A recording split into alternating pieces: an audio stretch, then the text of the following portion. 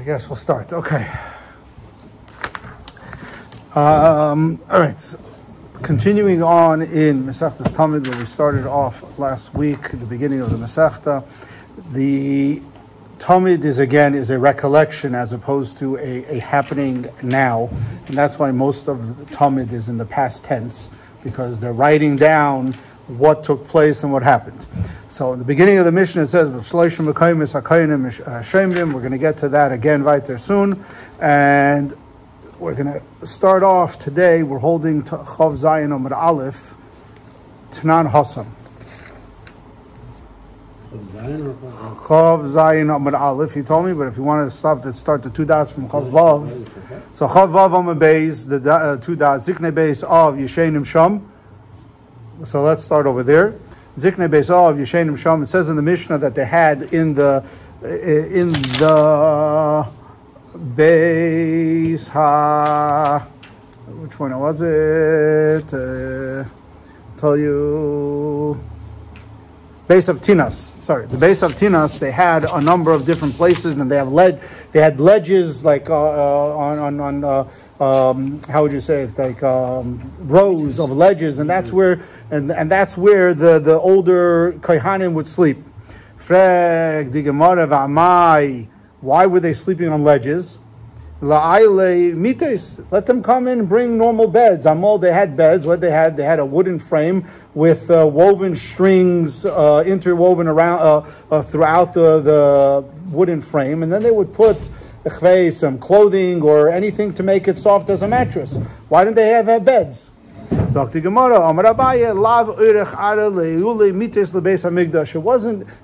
bakavadik to bring a bed into the Beis Hamikdash, and therefore they didn't bring any. Therefore, the kohanim had to sleep on the ledges. Right, it says in the Mishnah, Pirchei Kahuna Ish Sasei Ba'aretz. The young kohanim would have their garments or their pillows placed on the ground by them. There's another brayso where it says they call of these young kohanim roivim.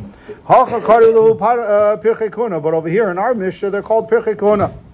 Amri. So they answer,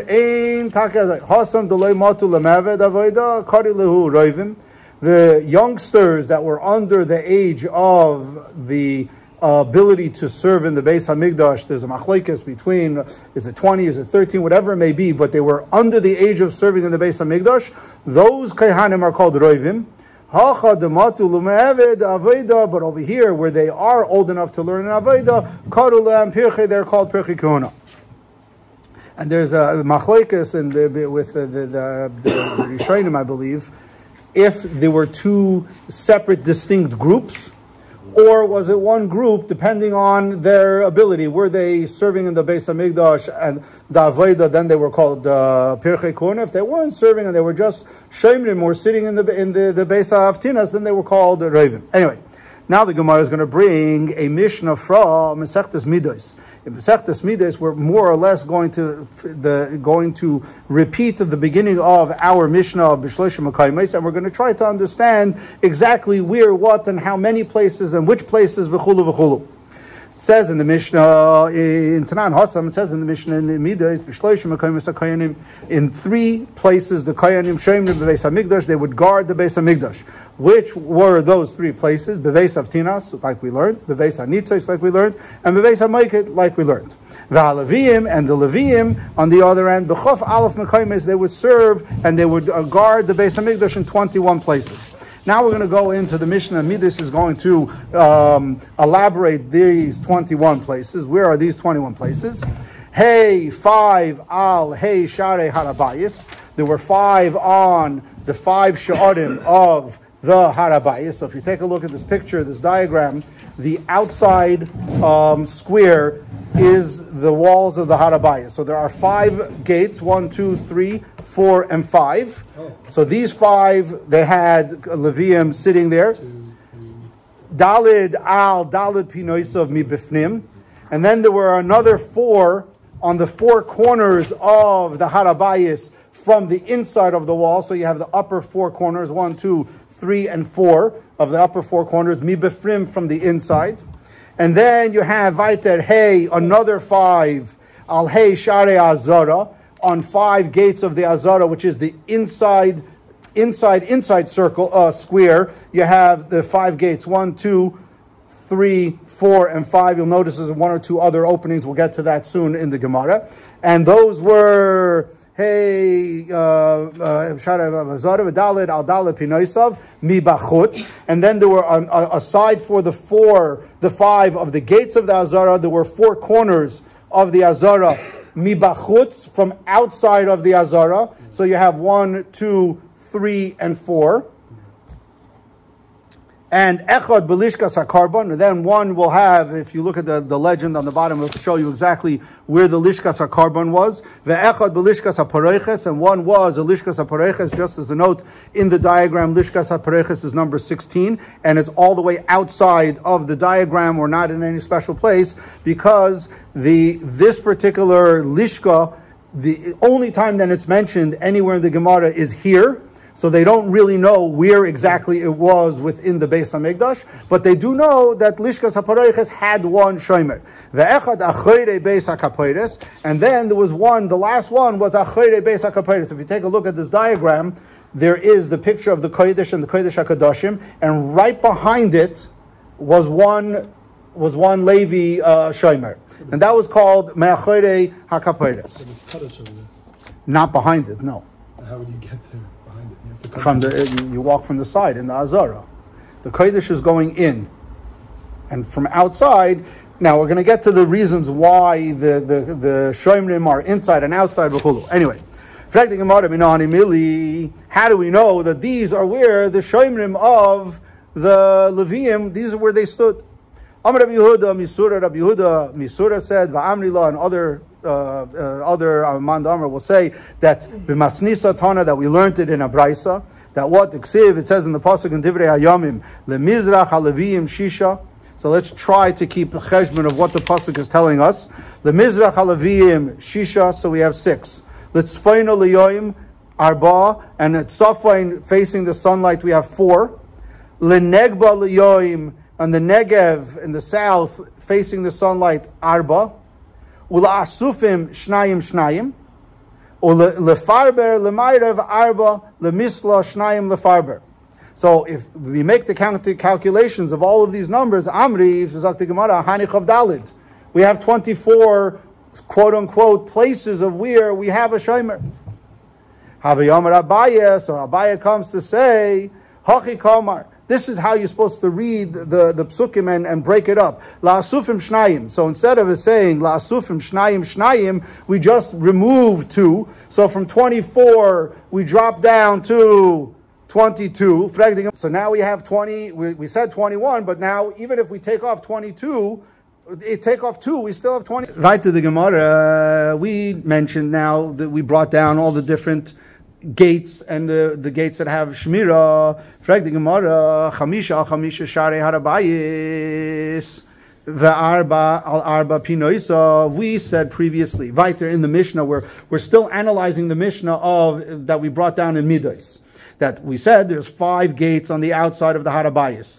Then there's 4 corners, mibefnim, from inside.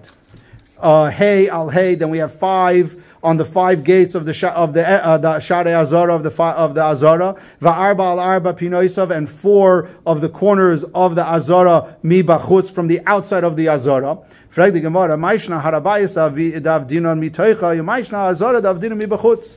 What's the difference? Why do we have the guards of the Harabayis are standing within the walls, and the guards of the Azara are standing outside of the walls of the Azara?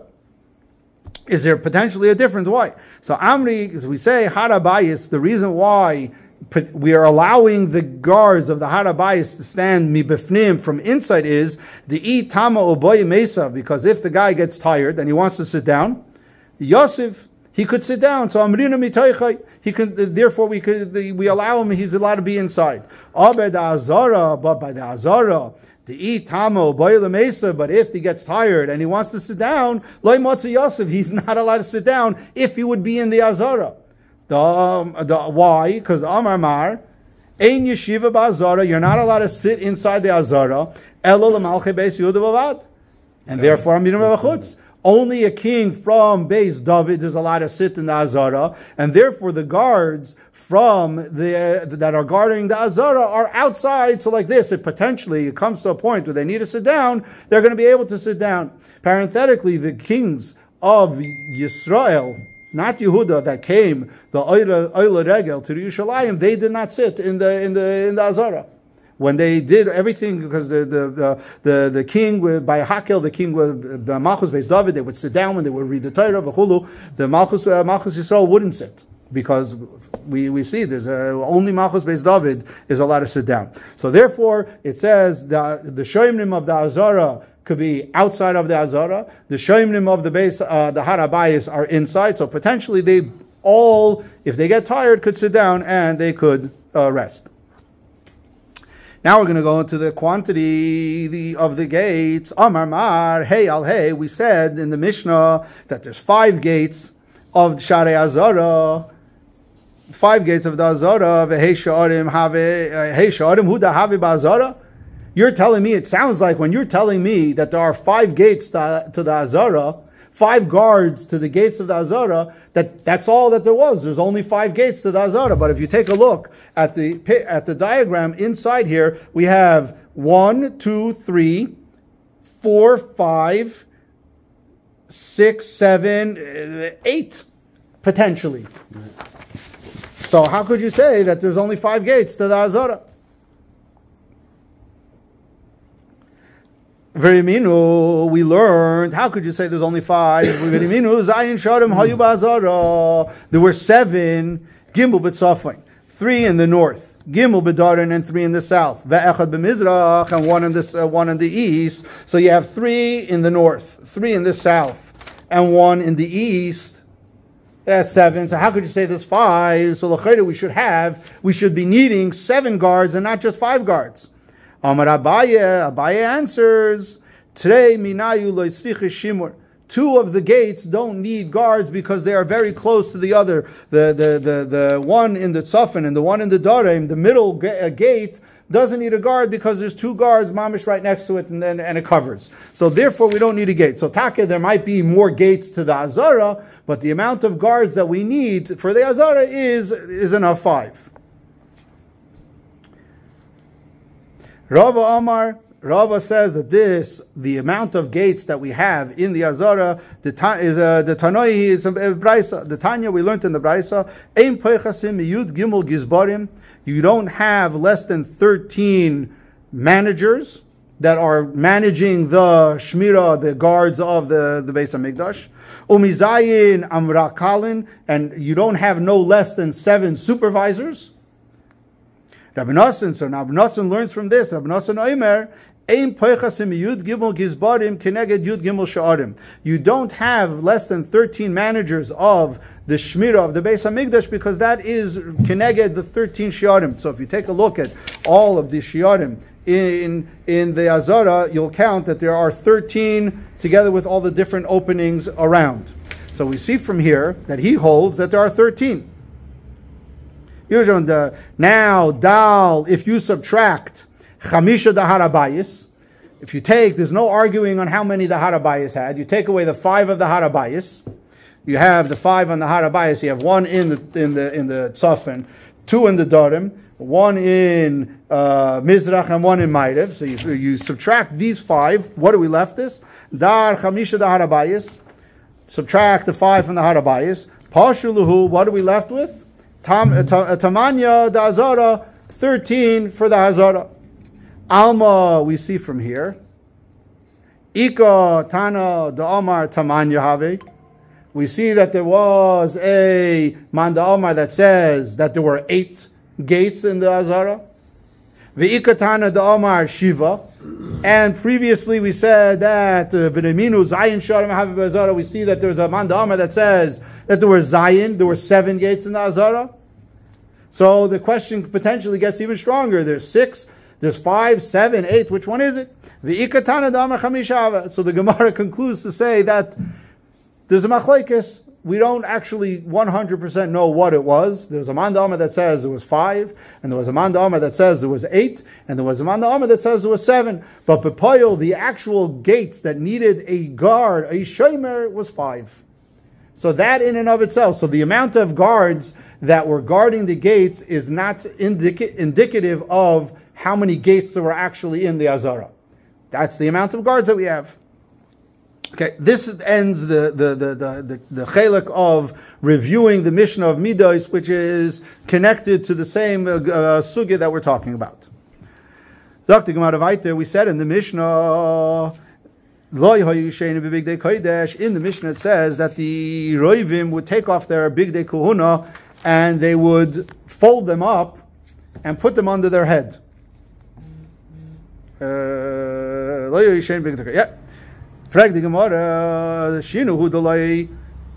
Sleeping you're not allowed to do in your big day kohuna. Avol hiluch mahalchin shmamina. No, chilu mahalchin. But you're allowed to take a stroll potentially within the Har Habayis. Even if you're not doing the Avodah, you're allowed to kind of have benefit and have anah from the big day kahuna. Why? Because the Gemara is learning out from the fact that the Mishnah only said Shina, sleeping you're not allowed, they had to take off their clothing. So we're going to learn from that to say, just walking around, you don't have to basically finish your Avodah and jump out of your clothing. You could walk around a little bit. Shmamina, we see from here, big day kahuna nitl leonis ben, that the big day kahuna was given to the kohanim potentially to have hana aside for the avodah in the Beis Hamikdash. So the Gemara is going to say no. We're going to say that no. Even the little of the strolling you're not allowed to do. You're not allowed to have any anah. So why does the Mishnah say shina loy l'chayda? That's teaching us that sleeping is different than doing everything else. No, the Gemara says no. V'hadiktani loy hayu yishenim. So why does it say loy hayu yishenim? L'chayda, we're learning out that you can do other things. The boy limisna seifa, because the Mishnah wanted to come and teach us the halacha of the end of the Mishnah, which was Ella Poishtin Mekaplim Manichem Eitzam Tachas Rashayim. That the Mishnah wanted to teach us the end, which was that the kohanim would take off their clothing, they would fold it, they would take it off, they would fold it, and they would put it under their head. That's what the Gemara, that's what the Mishnah was the goal was coming to tell us. So Katani Reisha, Nami Loho Yushenim. So they told us, so the Mishnah also included the fact that they're not allowed to sleep in it. But not to tell me that the fact that the Mishnah says Loho Yushenim is telling me that they could walk around a little bit. Meaning that they can't. The minute the Avodah is over, they have to take off their big day kohuna. If they're not going to sleep right away, then they have to take it off and put it away. This in and of itself, the end of the Mishnah was the kohanim take off their big day kahuna and fold it up and put it under their head. That in itself is a kasha. They put it under the heads. What are they putting it under their heads for? As a pillow, to be comfortable. So they're having enough from it. So if they're not walking around, they're having enough.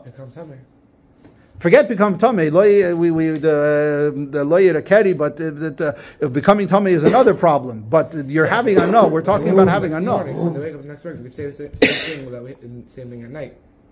No, when they go to sleep, are you allowed to have a no from big day kahuna? That's the Gemara's question. L'chayra, they're learning it out from the fact that the Mishnah says lo yahayu yeshenim, that you can do other things but not sleep. So the Gemara says no, even walking around you can't do because it's holy. So why does the Mishnah bring it? To tell us the end of the Mishnah, which was that they took it off and folded and put it under their heads. The Gemara says that in itself is showing us that the kohanim are having a no. Shmami no big day kohana nitnu leonis behem. So we see just the fact that you're telling me that they took it off and they folded it and used it as pillows, they're having a no. So it doesn't make sense. So let us tie in the Mishnah, not tachas rosheim, not mamish under their heads, but neged rosheim, near their head, right next to their heads. So they're not having a no. So what was it? Why would there be a hava mina to have a problem with this? Because potentially we don't worry. So what's the issue? People roll around when they sleep. So if you roll around and you roll over onto this beged, you're having anah. So for this, we're not choishes. So for this, we don't have it to worry. So if you put it next to you, we're not worrying that the kohen is going to roll over and have anah, and that makes sense. But the stroll zichanish, because that's having anah. The Gemara is going to ask another shayla. Amar Papa. So if Papa says from this shtickle diuk that we learned that that you're allowed to put the big day kahuna next to the kohen, and we don't worry that the kohen is going to start rolling. That Papa Amar Papa Shmamina. We learn from here that tefillin, that a totally zaitik halacha tefillin minatzad sharyan v'loy chashin. That means when a person goes to sleep, the halacha is he's allowed to put the tefillin next to him in his bed. And we don't worry Dilma Mignader Vinafil Alayu that he's going to roll over and fall on his tefillin. So just like we learned from the kohen, by the kohen, the Ravim, that they take it off and put it next to them, so too we say that they don't, that we learn tefillin. That we have to say that it was keneged, that was near them, and not taka underneath them because of all of the other problems. What if you want to take the opinion that it was taka specifically under the head, that they took it and folded it under the head? Let's say there was a man d'amar that held that it would put it under the head. We're coming up with another problem. What's the other problem? If you want to say that the taka put it under their head because you were allowed to have anah in that regard, in that method, we should worry about the isur of kilayim. We know that the big day kahuna had kilayim, and it was a specific limud, that a specific mitzvah that the kohanim were allowed, and that's why they were allowed to go with kilayim. But otherwise, we're not allowed to wear kilayim. So even if you want to say that the man d'amar means that he holds that the taka put it under the head, we have another problem. It's kilayim, and you're not allowed to wear kilayim. He's not wearing; it's under his head. Well, we'll get to the distinction potentially. This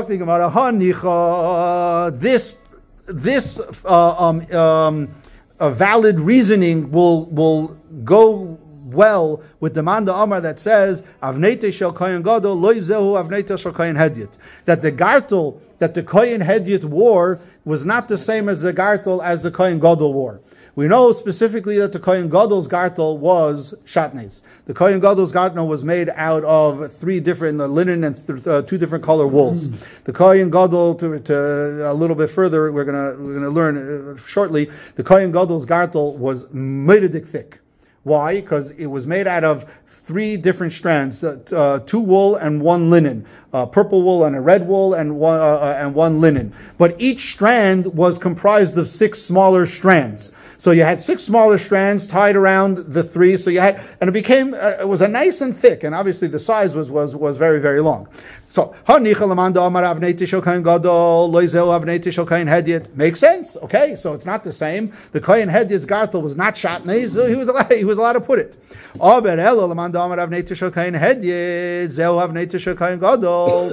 according to the mandama that says the avnit of the Kohen Hedyot was the same as avnit of the Kohen Gadol, what could you say? It's kilayim, and you're not allowed to have kilayim, and you can't. So that's another shayla. That would be another question of how the kohen could put it under his head if we would say that it's taka under the head when there's it's kilayim. V'chi tema. And if you want to say, now we're going to try to faremfer the question of kilayim to the satisfaction of how it's possible that you could put this on.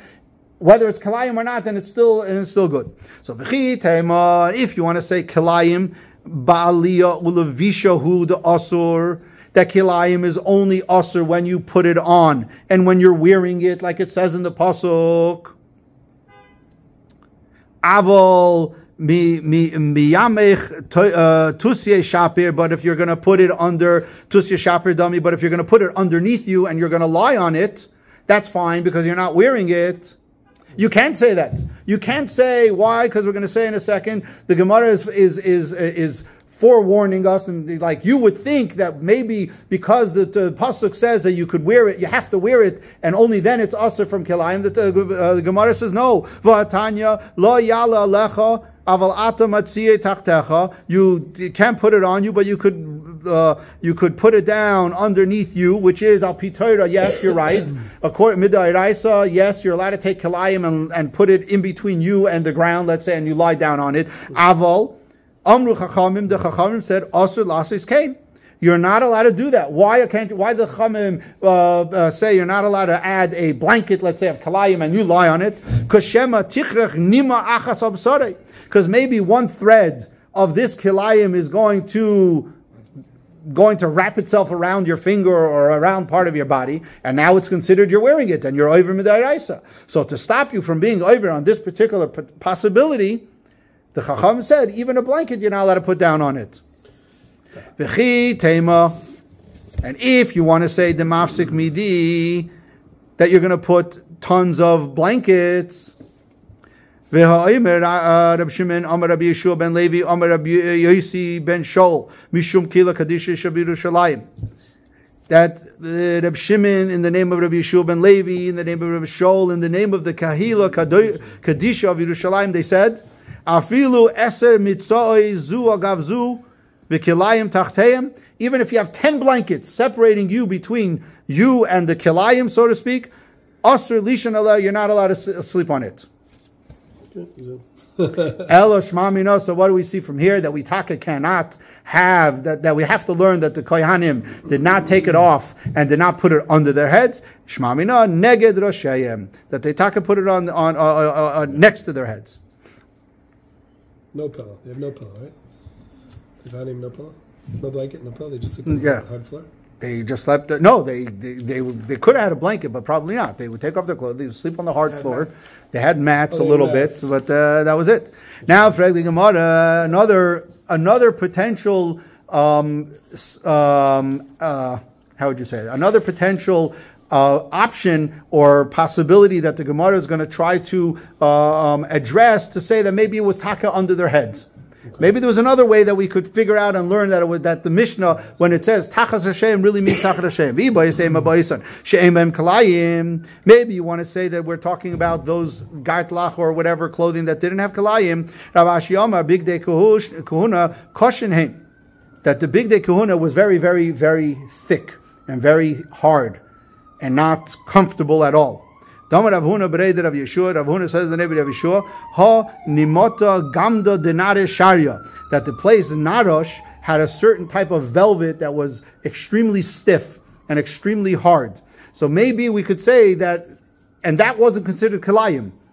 So maybe we can say that because the kohen, the avnate was made out of so much material. The 3 woven threads made out of 6 woven sub threads, whatever it is, became a very thick gartel. It wasn't comfortable and it was thick and stiff. So maybe that is giving us the ability to say that it was takan. They would put it on their head, just like they had in that place called Narash, that they did it.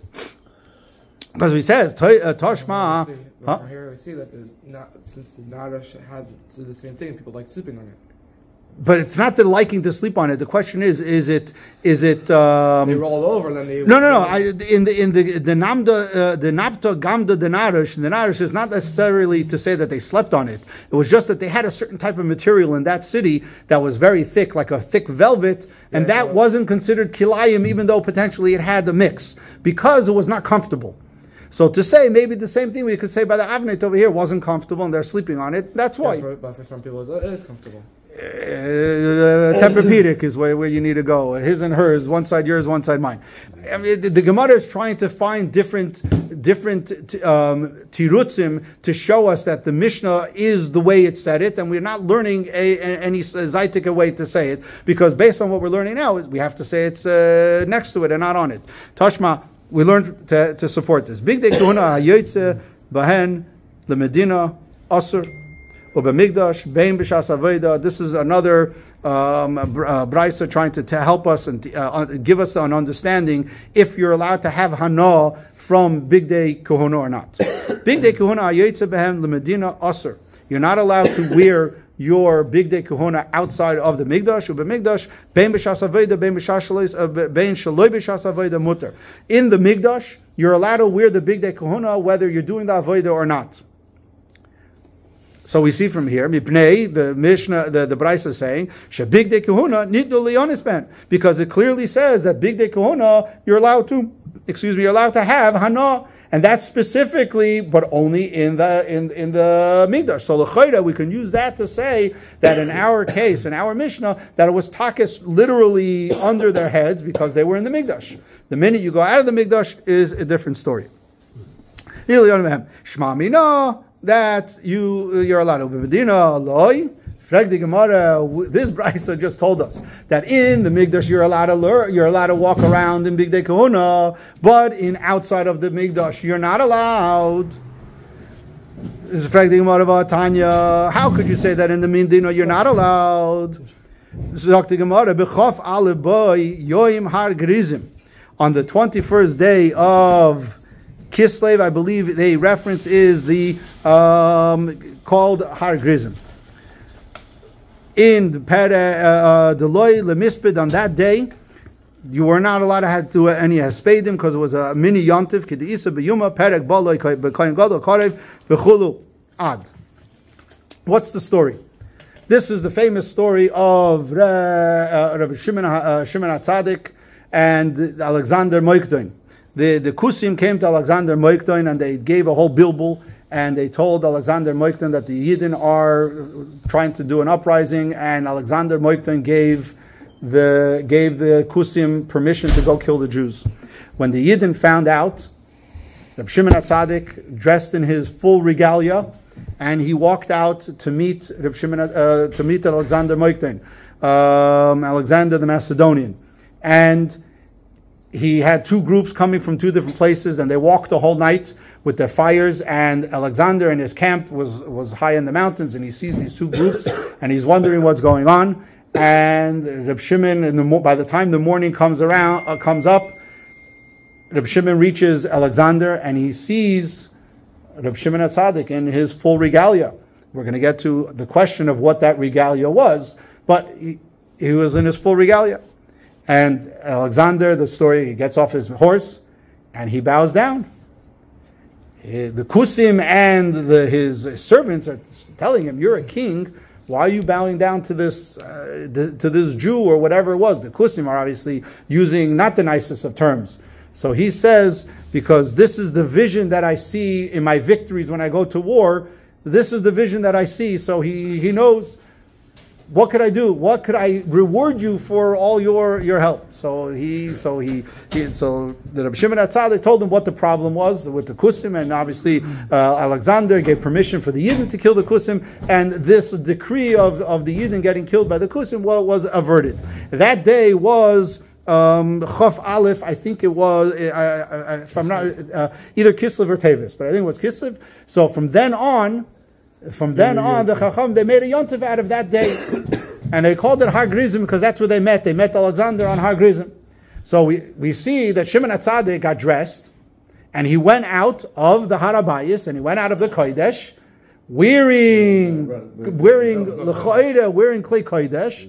And so let's buy to the Gemara. So we say, Ibayis Ema. So now l'chayda, this is faramfering that we could walk out of the Migdash wearing Big Day Kahuna to say that Nidnu Lihanis, but not only in the Migdash, but also in outside in the Medina. So Ibayis Ema Ru'in Hein the Big Day Kahuna. So there's a mandama that says that Reb Shimon HaTzadik didn't walk out with actual Big Day Kahuna.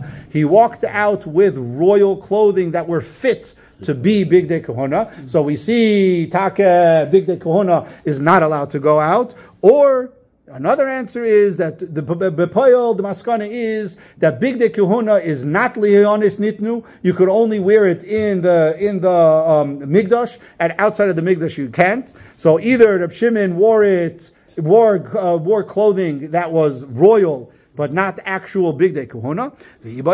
And another answer is eis lasa. It says in the pasuk, eis lasa la Hashem efedu teresecha. It was an eis lasa. He felt that there was a need to go out of the boundaries and to help the Yidden. So for that one time, he wore taka the bigdei kohuna. But that doesn't mean that we can learn out from this story of Rav Shimon HaTzadik that hey, we could walk around and we could wear bigdei kohuna outside of the Beis Ham, outside of the Mikdash.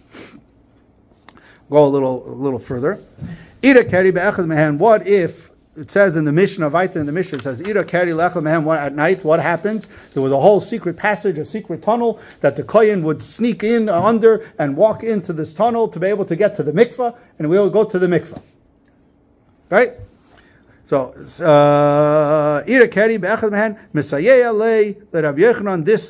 Mishnah is in support of the opinion of Rabbi Yochanan, the Amar Rabbi Yochanan.